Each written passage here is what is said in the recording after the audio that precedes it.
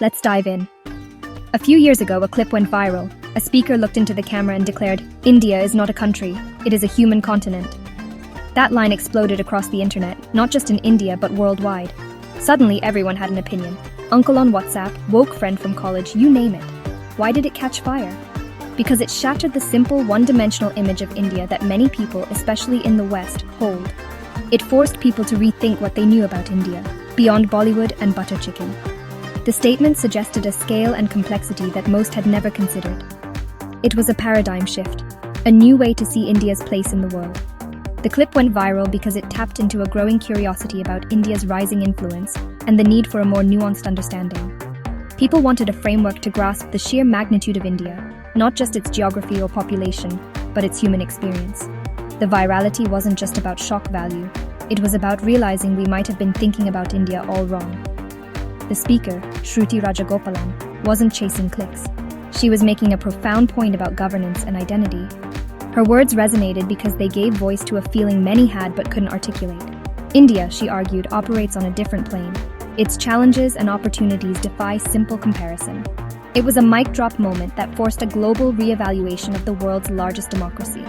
And it left everyone asking, if India isn't just a country, then what is it? That's the question we're exploring today. Let's break down the heart of her argument. She said, "You're not running a country, you're managing a human continent. This isn't just about size, it's about the nature of the challenge. Running a country like Denmark? Complex, but manageable. Shared language, shared history. But managing a human continent? That's chaos theory in action. Imagine trying to coordinate 1,000 different shops, each with its own rules, languages, and customers. Managing is the key word. It's about balancing, negotiating, and adapting, not top-down control. India's diversity means a single policy can't possibly fit everyone. Picture making one rule for a tech billionaire in Bangalore and a farmer in Bihar? Impossible. Every policy is a tightrope walk, balancing wildly different realities. Indian policymakers aren't just governing, they're mediating between civilizations within one border. The quote reframes governance in India as continental stewardship, not national administration. The usual frameworks for understanding a nation-state just don't work here.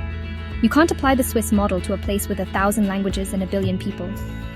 It's a mind-bending reality, and this quote gives us the language to start understanding it. It's not an excuse for failure, it's a diagnosis of the scale of the task. Let's talk numbers, because they're staggering. India, 1.4 billion people. That's more than North and South America and Australia combined. Uttar Pradesh alone would be the world's 5th largest country. But it's not just numbers, it's diversity. India isn't a melting pot, it's a thali, dozens of distinct dishes on one platter, hundreds of languages, thousands of dialects, and customs that change every 100 kilometers. This isn't just regional variation, it's civilizational diversity. Governing this means constant negotiation between the center and states, each with its own identity. Federalism isn't just a political choice, it's survival. The fact that India holds together at all is a modern miracle. Now the second gut punch. The real threat to India is not external. The threat is internal. The threat already has the keys to the house. For decades, the focus was on outside enemies. Classic political move. But this flips the script. The biggest dangers are inside. It's not foreign armies, but internal divisions, corruption, and inequality that threaten India most. Communal tensions, caste discrimination, and economic divides are the termites in the foundation. Addressing these requires honesty and courage, much harder than buying fighter jets. The keys are in the hands of anyone who puts narrow interests above the nation. Many great powers fell from within, not from invasion. India's diversity is its strength, but also its vulnerability if not managed with care. The real challenge is making sure 1 billion people don't end up burning down the house from the inside. This isn't just India's story. History is full of empires that crumbled from within. The speech is a warning. Unity can't be taken for granted. Managing a human continent means the biggest threats are civil, not foreign. The future depends on confronting these internal demons. That's the uncomfortable truth. When the clips hit the internet, the comment sections exploded. Supporters cheered. Finally, someone saying what we're all thinking.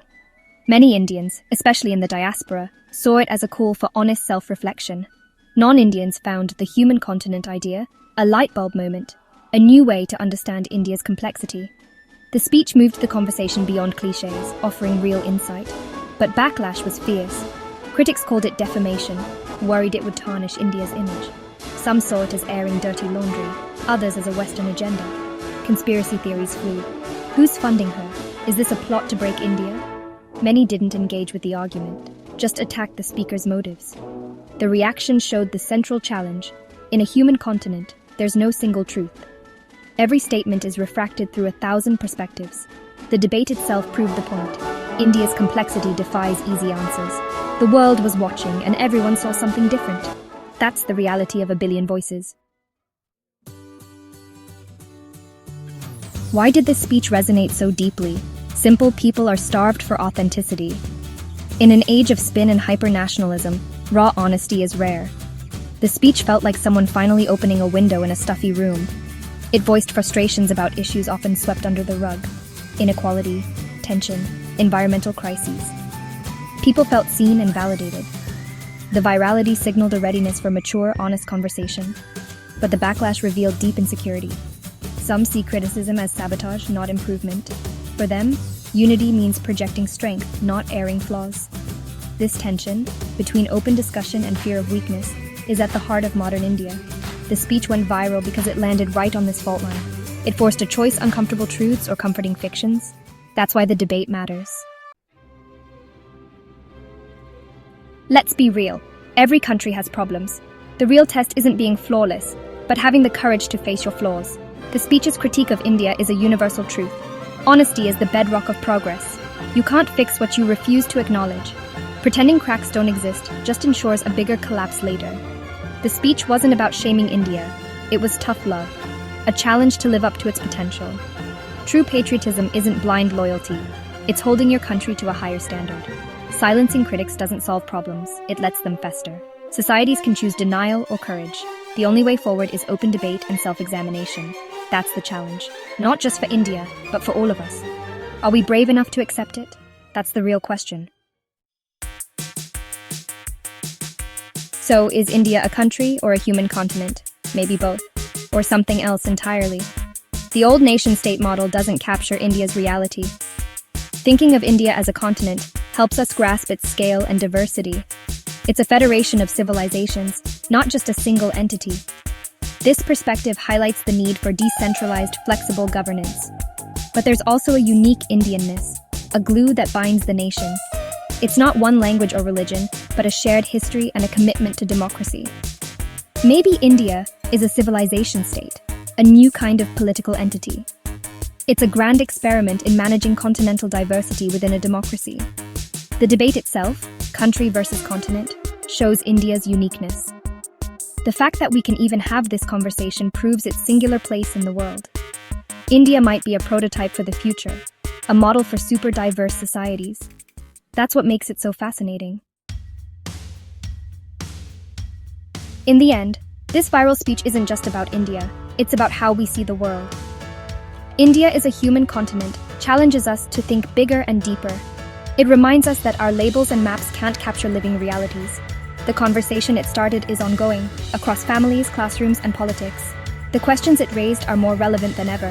How does a nation hold together such diversity? How do you confront internal demons without losing confidence? The speech didn't give answers, it provoked questions. It opened a door for honest, critical, and empathetic conversation. The story of India is still being written by 1.4 billion people. So what do you think? Is India a country, a continent, or something new? Let's keep the conversation going, because understanding each other is the only way forward.